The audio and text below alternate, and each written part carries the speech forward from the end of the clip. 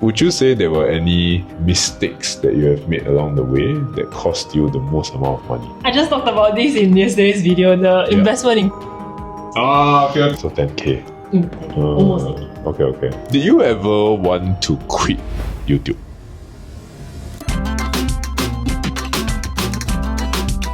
Today we have Demi over here, who is commonly known on the internet as the girl who hit $100,000 by 27. I'm going to ask her some juicy questions. She's been on a couple of interviews here and there, but today we have her in my home and we're going to ask her these juicy questions. Hello. Nice. Okay. Awkward mix. Awkward mix. Nice. Do you want me to? Yes, I didn't know how you react, but I just wanted to be awkward that way. Hi guys. Okay, so the first question would be, what made you so motivated to earn all this money by this age? I think the motivation wasn't earning or amassing this amount of money. At the end of the day, my main goal was to break out of the corporate rat race. So back when I first started working full-time, 9 to 6 every single day, and then only enjoyed my weekends, I felt very in a box. I don't know how to describe it, but I wanted out of it. I wanted to craft up my own life, to be able to do things that I truly enjoy. And I enjoyed my day job. I mean, doing internal audit and everything, it was something that I enjoyed, but not to the extent where I feel like I want to do it for the rest of my life. Working under someone, earning only $2,700 a day, and then slowly climbing my way up the salary ladder, all that kind of stuff. So when I first started, it was more to be able to find something that I truly enjoy doing, and yet concurrently, it brings in a form of income. Hitting the 100k goal was never my intention. I mean, I know of the 100k before 30 years old. It was very common, but in my own journey, it has never been like, oh, I want to hit like $1 million in net worth by this age or something. Like, even up until today, the income growth is just a byproduct of what I truly enjoy doing, which is sharing personal finance content online. Yeah. And then, yeah, all of it. Nice. Nice script. Script? Oh, sorry, not scripted. We're actually going off script immediately, but okay. I came up with a question. Yeah. Would you say that it was more because of the mismatch of the job and what you wanted to do that actually steer you towards like the current path that you are on right now? So then you're saying that because I have friends in the auditing side as well, like if you stay long enough, you are going to be paid good money as long as you are good amount of years into the industry lah. The starting, I think, is quite a big grind. Yeah, the starting is always like low 2s, low 3s, but then afterwards I do know quite a few people who actually make a lot of money along the way as well. But you enjoyed it, but you clearly had other things that you wanted to pursue as well. Yes. Would you say that was like the main reason why you kind of left your job and went into other things? Okay, I think one thing is that I wasn't at a big four, like the normal big four companies. I wasn't on a typical auditing path. What I was doing was more internal audit. For people who do not know, internal audit is more like compliance. You're complying with regulations, legal requirements of the government. So when I was in the private education industry, I was helping schools gain certification with the government. So we audit them end to end, not just their financial statements, but we do things like their syllabus. Because it's private education, you have a course syllabus. Whether is it up to the standards that is required. There's also HR aspect of it. There's the business strategic planning. So you don't just talk to people who are on the same level as you, but you also talk to people who run the schools, directors and all of those stuff. In terms of whether was I earning, will I eventually earn a lot from it? I don't think it's a lot. It's also subjective. What do you deem as a lot? When I first entered, because it was COVID times, my salary wasn't as high, with the reason that, it's COVID, things are uncertain. The people that I worked with were really all very nice. I truly enjoyed like working with them, eventually going on a company bonding trip also. But I think I wanted more out of life also. My reason for leaving was more to bring my mom overseas at that point of time. So at a point when I felt like she's not getting any younger, her leg is not doing very well, that was more of when I decided that, I have so much more years ahead of me. I can always go back to a corporate job or like work and grind to earn an income, but she will never stay this young. She will never be this age ever again. So I wanted to bring her overseas, but then life changed when she took care of my niece and now she's tied down at home. So I'm more focused on growing whatever that I'm enjoying, like whatever that I'm doing right now. Going to financial advisory just to see how that pans out. Yeah, so I don't think it's more like, if I stayed long enough, will my income grow higher to my expectations? I don't think so. Or I think I wanted the time freedom to be able to decide what I wanted to do right now and then. Like right now at 3 p.m. I'm here filming with you. I'm not like stuck at an office. I'm not saying that. I'm not trying to like throw salt into your wound to whoever that's watching this. This wound right straight away into my wound. Yeah, but it's truly something that's priceless when you get to control your own time. It takes a lot of self-discipline also to not just laze around at 2 p.m. or like wake up at mid-afternoon. You have to also be disciplined enough when you're self-employed to do what you actually need to do. I think it also probably boils down to like a misconception to what a lot of people think. Like Demi jumped from like a employed job into a self-employed job, and a lot of people's misconception is they are unhappy with their job and they want to quit the 9 to 5 to start their own thing because they are convinced that if you do that then you can actually work less hours. That's actually not the truth. You are actually jumping into a 24/7 job where, since you are self-employed now, then you know when you're in your own job you have KPIs to meet. Your boss gives you all these things, and as long as you fulfill these things, right, and you don't piss your boss off too much, right, you'll be paid at the end of the month. More or less. But if you're self-employed, you need to come up with your own KPIs. You have no freaking idea whether your KPIs work or not. So you have to trial and then see whether they work. And if it works, you make money. If not, you're just penniless for the rest of the month.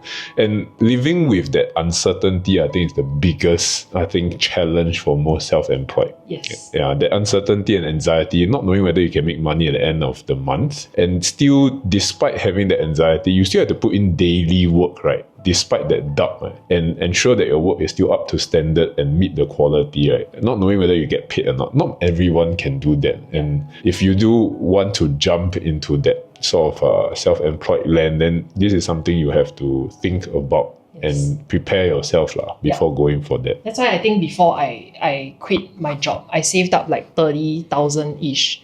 I wanted to give myself at least 2 years for this YouTube thing to actually take off. So I was giving myself that time period, yet at the same time preparing that if I burn out all the cash that I had saved, then I'll just go back to a 9 to 6. Yeah. So it's always proper planning, not just like, oh, I want to do this, I quit my job and then I embark on it. Yeah. Shit, I went like off script on the freaking first so question. Next question. It's the off script stuff that works, or like it gels well. Yeah, that's true. So I think a lot of people will also be asking like that 100k that you amassed at 27. So how did you save so much money so quickly? I think not surprising to a lot of people. I think they know that we earn quite a bit from affiliate marketing. I'm not sure actually is this standard or not. When I speak to other content creators, it's not common that at my size back then I was earning this amount. So I would say that really grew my income a lot, but at the same time it's also because I had the money habits of keeping my savings rate pretty high. When I started the channel, I was documenting my aggressive savings to save up enough so that I can fund the quitting my job, bring my mom overseas, etc. So that really helped me to maintain throughout, even though right now, as of today, I've realized that after coming back, my expenses actually increased by quite a bit. But taking into account that I'm spending more in terms of investing into the business, like YouTube, paying an editor, annual subscriptions for things that we do use in order to be able to run all that we do right now. That has increased a lot, but my savings rate, I've always wanted to maintain it at like 75% or 70%. So out of the income that I've earned, I will always try to keep as much as I can. But I will also, after reading a few books like Psychology of Money or Die with Zero, I realized that we need to intentionally try to spend our money also. We don't want to just save towards our future, then only spend it during our retirement days when our hair is all white. Yeah, you want to make memories, and those are what you keep for the rest of your life. So money isn't everything, it's just a tool. Yeah, to me that's what makes it different, like how we intentionally try to spend our money. When it comes to amassing this amount and what do I intend to do with it, to be honest, I really don't know. I'm just trying to enjoy the process of doing what we're doing right now. Which is also quite interesting, because if you guys see like how Demi is on her channel, she has her money diaries and she shows how much she's earning, how much she's saving. To be fair, I only show how much I save. I don't show how much I earn, but she shows all that quite transparently. Despite her earning a good amount of money, it is also boiling back down to the fundamentals of how much money can you save every month so that you can build your wealth. Like it doesn't matter even if you earn 20, 30k a month, but you spend 20, 30k a month, then you'll still be penniless at the end of the month itself. So the fundamental is really not how much you earn, but how much you save. Yes. And most people, let's say if we were fresh graduates, we came out, we earn $3,000 to $4,000. We should still try our best to. Everybody has their own family circumstances. Yes. That was completely normal, but you must put into a habit of trying to take some money out first, almost like taxes at the start, to save first, and then from there you have that bottom line and you try to improve that every single month. None of us came from immediately we have thousands of dollars to invest every single month. Nobody starts like that one unless you have a very, very rich sugar mommy or daddy somewhere. But it doesn't start that way, ma. Like when we started, maybe we invest like a few hundred every month. My S&P started with $150 a month. Oh, like $150 a month. Yeah. And then now? 400. Well, I'm trying to increase that also. Yeah. Invest more. Yeah. And then that's where it snowballs as well. Yes. Yeah. But basically doing things within your means and not extending yourself too much, where the moment your salary increase, you buy car, you buy big house, you buy all these things, then you stress yourself out because you think that these things will bring you happiness. But actually these are the main things that are actually draining your happiness, and you're actually trying to buy something to show people that you're doing well. Yes. Yeah, but that facade, right, when you go home, right, and then you're crying in your big ass condo, right, it's not as nice lah. Yeah, it's just not as nice. But I think what was interesting is because your channel is about personal finance. Yes. Yeah, and personal finance is actually quite subjective. Some people can actually think that we are nerding out over personal finance stuff all the time, and this is actually a topic that not a lot of people are interested in. What made you so in love with personal finance? I think is seeing how my dad manages the household finances and his own finances that actually brought that into my life. So when I was younger, secondary school or so, I would usually do my homework in my parents' room. Then I would see him on his computer doing his accounts, whether is it for his own business or his own personal. Then I'll ask him. Then he'll share with me. So I do see his spreadsheets and everything. That's how I like, hey, actually quite fun. Maybe let me do that. With the allowance that I received from my parents when I was after O-levels. It's a monthly allowance thing now. So being able to manage that, I remember my uni allowance, diploma allowance was like $500. Yeah. Then I will take that money, account for each and every cent, and see how it goes on, like accumulate over time. I think that sparked the interest. And that's when I decided to also take accounting and finance for my degree and diploma. But I realized that accounting and finance is much more than just personal finance. It's totally different in a way. So I think that sparked the interest. But as I mentioned, when I started the entire YouTube channel, right, I was doing vlogs. I wasn't doing anything personal finance related. It was only when I wanted to aggressively save, then I decided let me just document it online. So I did, and yeah, it brought me to where it was today. So the funny thing is that when I started the entire YouTube channel, I didn't know who were other for personal finance creators in the space. So I didn't know of Kelvin, I didn't know of like Chris, Honey Money, those people who are doing it already, until Kelvin reached out to me for the interview. Yeah. So that's my journey, or rather what sparked my interest into personal finance.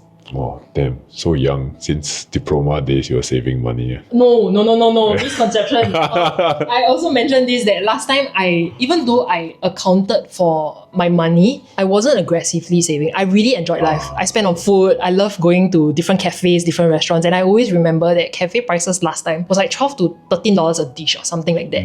Right now, when you go into a cafe, each dish is like $20, $30. It's insane how much things have changed, how much prices have changed.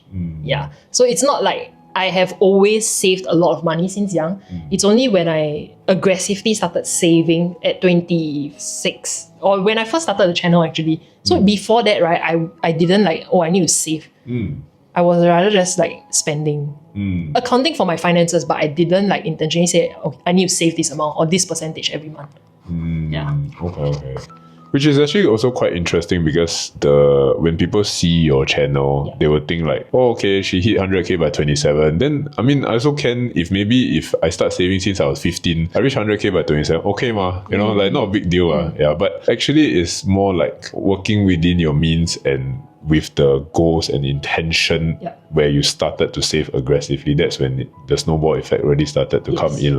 Yeah, that's actually more accurate in that sense. Yeah. Or it's not like you got 100k from somebody and somebody gave you 100k. Immediately I save 100k already.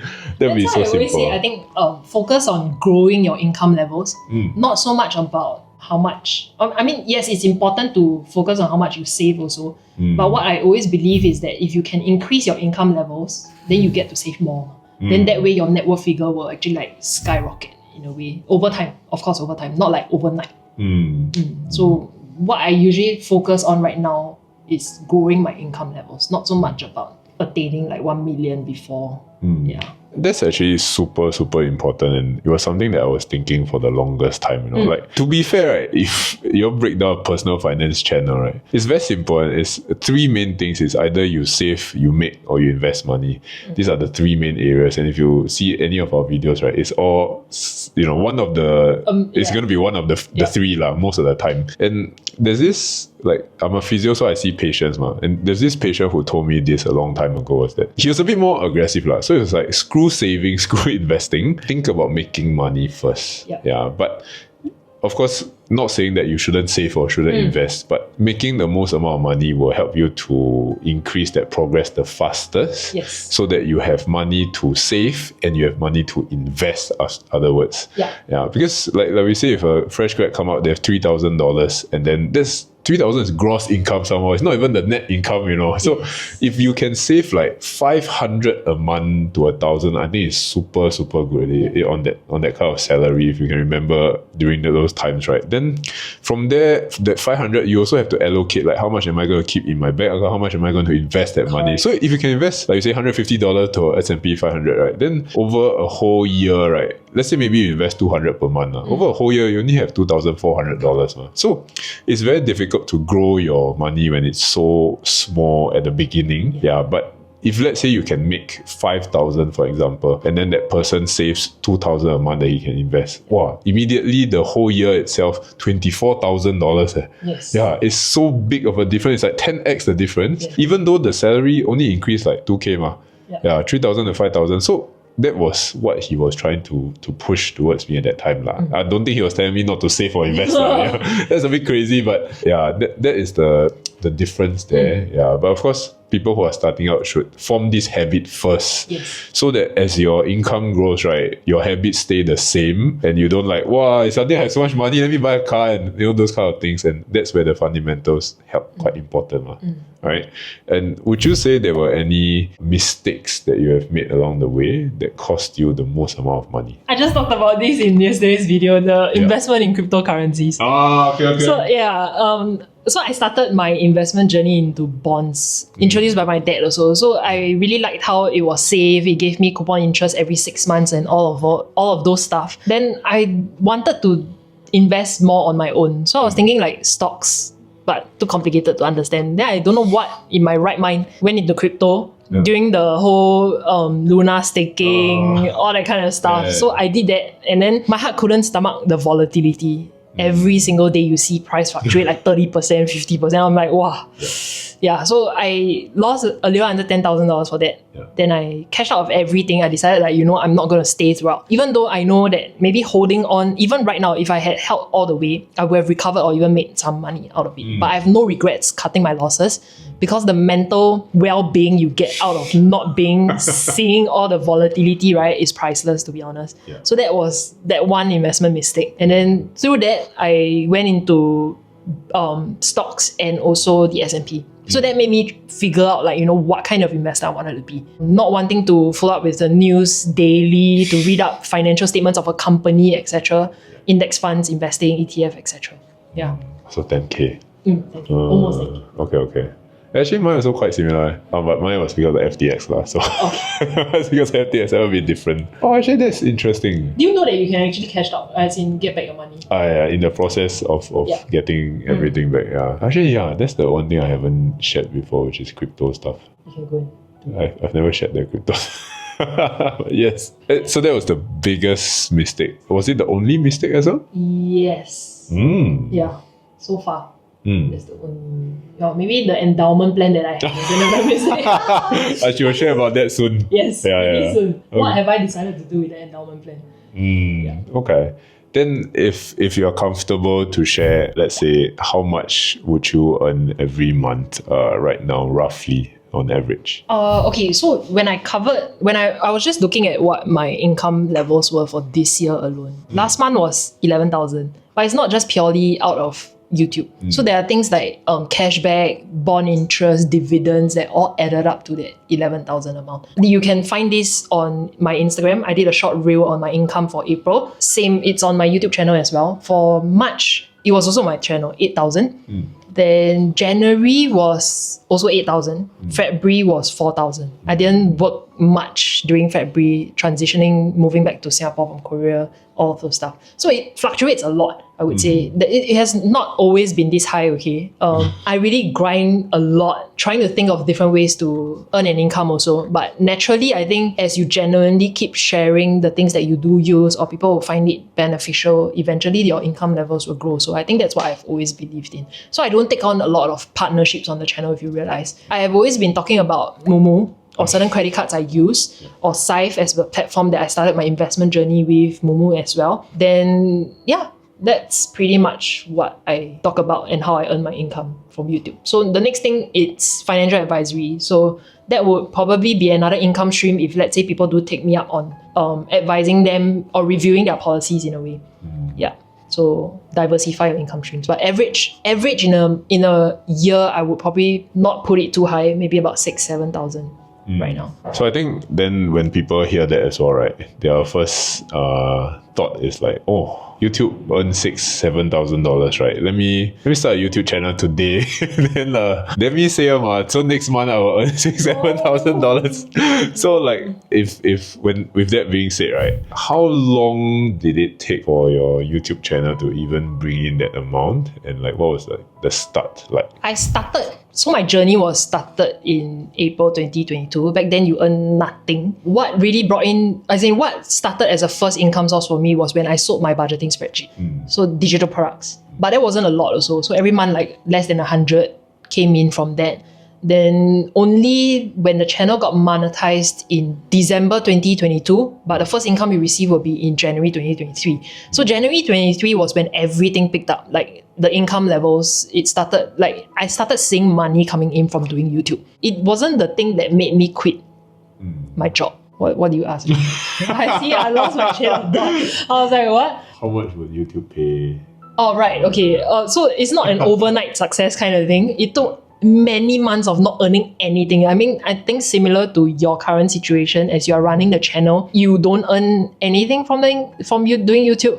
But it was more like when you start off doing YouTube, right, give yourself a time frame of how long you want to put the effort into churning videos consistently every single week. For how long do you want to do it before you see monetization comes in? Something like that. Yeah. So it was like a year into doing it, 8 months. Then I got monetized. Only started seeing a significant income coming in probably like 1 year into doing it. I would say my journey is still pretty fast. Like if you see some might not even make it. Yeah. I would say mine is pretty unique. I don't know. That's why 100k by 27 But I think that's also interesting, where the monetization by AdSense is where people think the big money is in. But it's not true. Yeah. So perhaps I don't know about all the YouTubers, but I watch a lot of American YouTubers. American YouTubers is crazy one, and their AdSense is like, I don't understand what's going on, but maybe they have a lot of people. So everybody watching their videos, the finance niche does pay quite a bit. Wow, it's like can 20,000-30,000 just from AdSense itself, even though the channel is not like super huge or anything like that. But even then, majority of your money, where does that like come from? Affiliate marketing income. So Google AdSense, right, when I first got monetized on day one, it was $2.60. So for a few months, it was $2, $3, $4, $5. The whole month?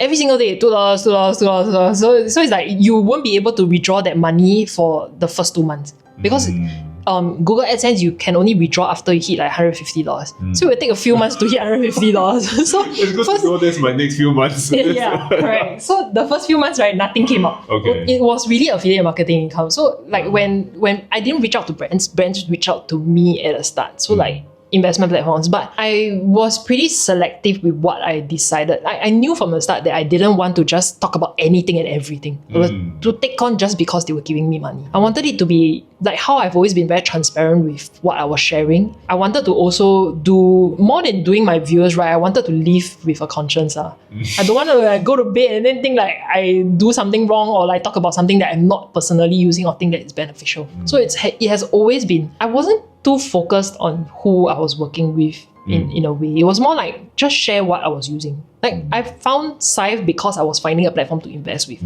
I found Momo because I was comparing different brokers to invest with. And then naturally the opportunity to work with them came.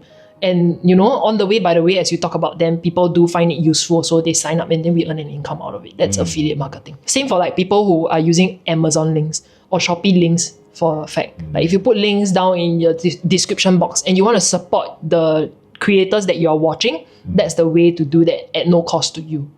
Yeah. Instead of rather asking people like you guys to donate to us. I mean like, yeah, let the brand pay us like just by talking about them. Yeah. Okay. I think also like because my channel not monetized yet, right? Then I always thought about Gary Vee, but he's truly my biggest fanboy. Yeah, fanboy maximum. But he said this sentence was that the person who can hold their breath the longest will earn the most amount of money or see the most amount of success in the future. So what he means by this is that I think it's very common as well where a lot of creators like me, we struggle for a long time, right? Then the moment you can get a glimpse of a bit of money, right? Then they start to be greedy and grab everything, which is like every single brand you suka, you just randomly partner with. You don't even care how the brand is or you don't care what the brands are. You just market it as much as possible, earn that money, right? And that money, honestly, is like, it's still substantial, but it will be very small in the long term. So for example, if like maybe you do all these things and maybe you can earn a few $1,000s a month from something like that. But if let's say, for example, you sold absolutely nothing or you just focus on building a reputable trustworthy brand all the way to somewhere maybe you are, let's say on the higher side, 1 million subs and then you started to sell something. Let's say you sell something as simple, and I've done the calculations before, that's why it comes very quickly, right? Where if let's say you sell like a $60 hoodie which is quite common, right? They sell merch and everything, $60 hoodie. If only 1% of your audience buys it, right, which is like 10k people, you will actually have $600,000 from just one. Let's say you can do a merch drop, right, where it's just limited 10k copies and then boom, 600k comes out already, compared to you selling or rather taking money from brands that you don't even know, right? And you earn a few thousand every month. It's like nothing compared to that, And this is only a small example of someone selling a hoodie for $60. What if you sell $1,000 course like Ali Abdal like that? It's like he was saying that his AdSense and everything was the biggest amount of money he will earn every month from his YouTube channel. But the moment he launched his like courses, right, immediately his revenue shot up to 4-5 million a year, which is like crazy because when you think about that, it's like maybe 500,000 per month. So the amount comes more from the brand of yourself and how trustworthy or how much trust and rapport you build with the audience. People know and like you, so they are more like willing to buy something from you down the road rather than you selling your soul for a little bit of money at the start. And perhaps that's something we hopefully we both continue that as long as possible and don't sell out. Or rather, there's nothing wrong about selling out. Don't get me wrong. Like people still need to eat. If you do whatever you can in order to make sure you can continue your job and continue making videos, but try your best to stay authentically you. I think that's more important. I think it's just as long as your conscience is clear, you can sleep at night. Yeah. But I don't have the heart to sell myself or like I don't know. I think I don't need a lot to survive. Like last time when I was aggressively saving, I was only spending like $500-600 a month. So if I can live on those terms, it doesn't mean I think I can last very long, even though I touch wood won't see an income coming in. If I was in those scenarios, I think I can last quite a long while. I forgot my next question after that long thought. So then regarding YouTube, right? What was like were there like very big challenges for starting your channel? Or was it just the initial part of getting traction? What was the hardest part of starting a YouTube channel? I think it was editing for me. Also, because I'm not like good at Photoshop or like editing for effects. So I was using iMovie at the start, it was free. Then as you grow out of it, then you started using more advanced software. So now I'm using Filmora, but it's not like my editing is super good. But I've also realized that finance content needs to be easily understood or seen by people who don't have the knowledge. Or have little knowledge about it. If people can easily digest, it doesn't matter how fancy your editing is. And people also see who you are as an individual. If you can actually carry through the content authentically, people will continue watching and following you also. I think the biggest challenge for me was really editing. I spent a lot of hours for editing videos. So last time my usual schedule is when I was working a normal 9 to 6. Every day after work, I will think of what I want to film next. I'll script out content, ideas, find out more. Then on Sundays, it's my dedicated filming and editing day. And then I'll get it upload for next week. So that has been a cycle for a good 1 year before I actually like quit and went on full time. So I decided then I was allowed to actually like plan my own schedule. When I'm most productive in the mornings, that kind of thing, then I'll work on what is most dreadful to me, editing. Yeah. So that was it. And I'm also not very good on camera. When it comes off doing all of the videos that we do, right, I realized that it was a lot of filming, stopping, redo, and like, sometimes filming can take like 3-4 hours for me. The longest I took was one entire day. I was like just not happy with the outcome of it. That's the struggle. Well, then even then, like you say, when you were keeping up with your full-time job, right, 9 to 6, right, then even putting in those late evenings and the Sundays that you sacrifice for your social life and everything, how much did the channel grow at that time from like 0 to, let's say, at a year mark when you were doing that consistently, right? Can you remember like how many subscribers you had at that point in time? Off my head, I cannot. I've kept the numbers. Oh, nice. Okay, let's have a look. Because that's very important. Like the grind is so hard and so long, right? But the results may not be what people expect. Right? So 1st April 2022 was when it started.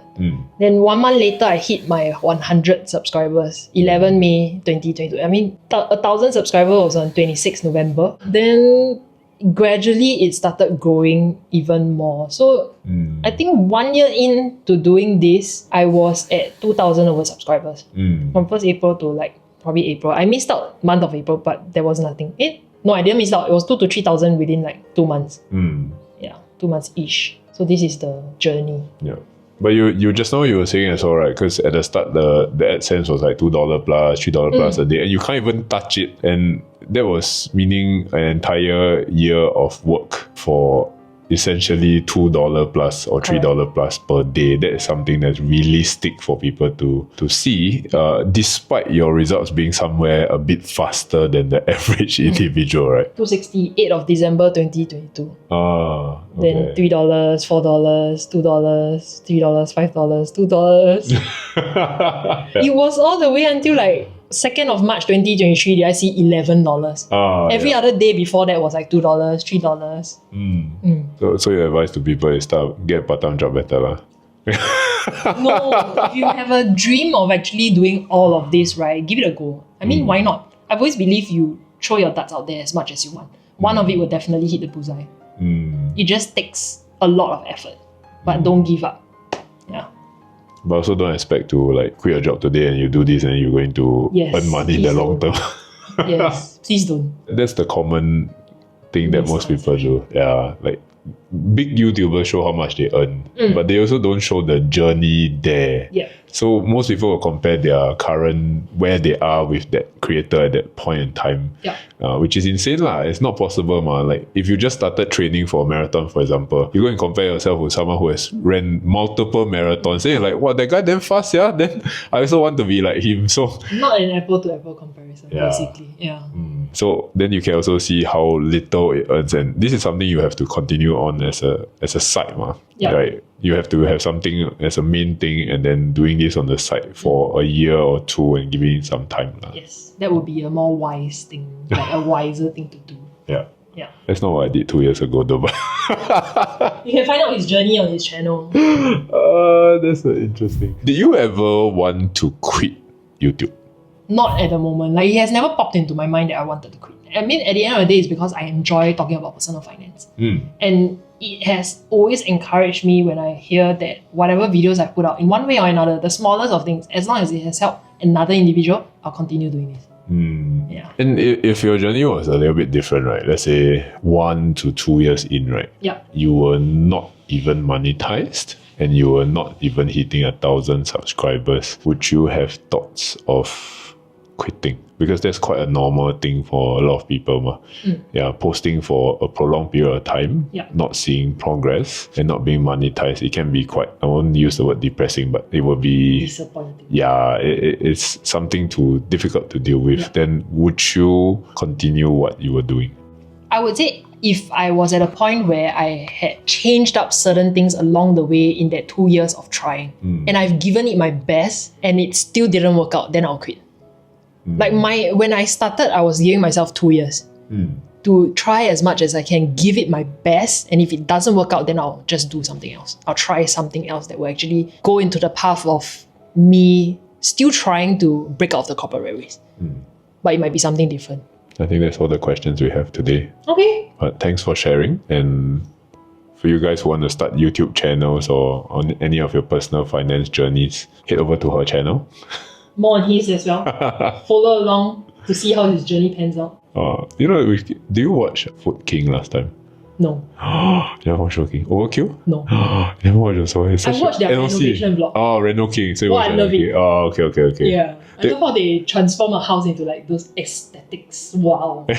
But the ending is always the click here for more and click here to subscribe. I was thinking next time if I were to do that, it would be too blatantly copying them. It would be damn funny, right? Everybody is copying each other in this space, to be honest. It's really. Okay, right? Yeah, everybody is just trying. Oh, that's true. If you see my Notion ideas, it's always copying yours. I also copy other people sometimes here and there. Yeah. You add your own flavor to it because you are unique. Yeah. And that's it for today.